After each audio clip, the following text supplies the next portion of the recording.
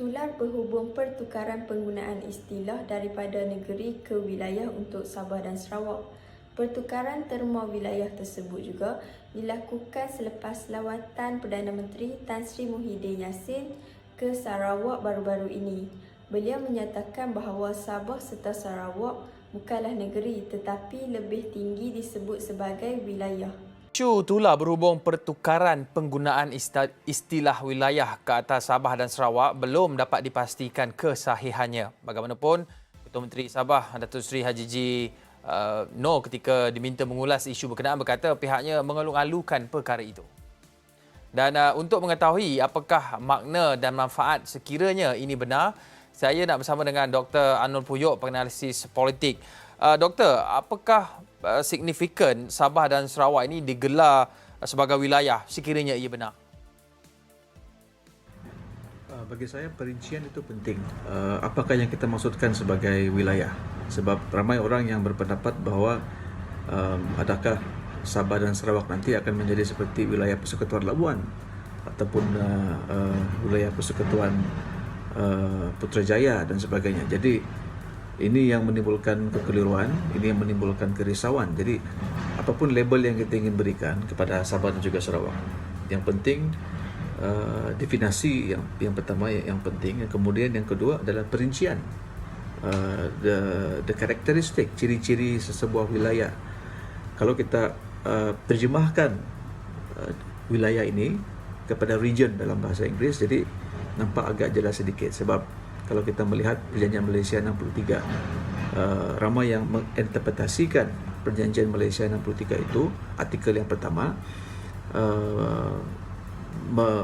membahagikan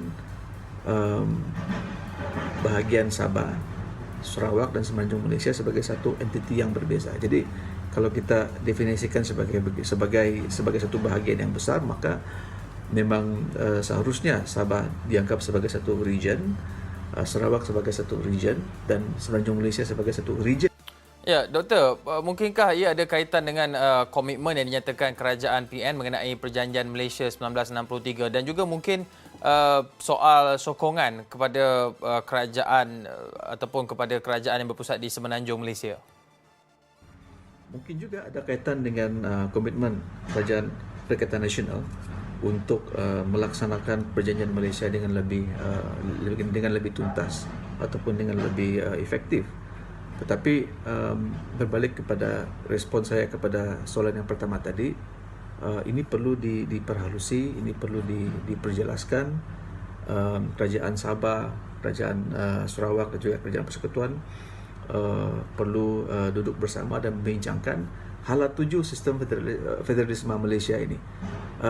Apa sebenarnya yang kita nak buat di Malaysia ini? Apakah improvement yang kita nak buat terhadap sistem federalisme Malaysia? Sebab kalau kita lihat sebelum ini sistem Persekutuan Malaysia ini sangat berpusat di Putrajaya, sangat berpusat di Kuala Lumpur. Dan sudah tiba masanya bagi kita untuk melaksanakan proses desentralisasi kuasa, mengembalikan kuasa kepada kerajaan negeri Sabah dan juga Sarawak. Merujuk Kamus Dewan edisi keempat, wilayah bermaksud suatu kawasan yang menjangkau dua atau lebih kawasan pentadbiran.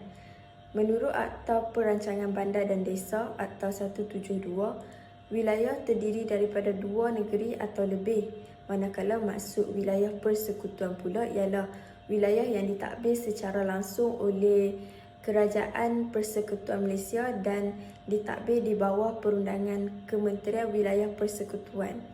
Apa yang anda perlu fahami ialah terma wilayah kepada Sabah dan Sarawak adalah satu istilah yang berbeza dengan negeri-negeri di Semenanjung.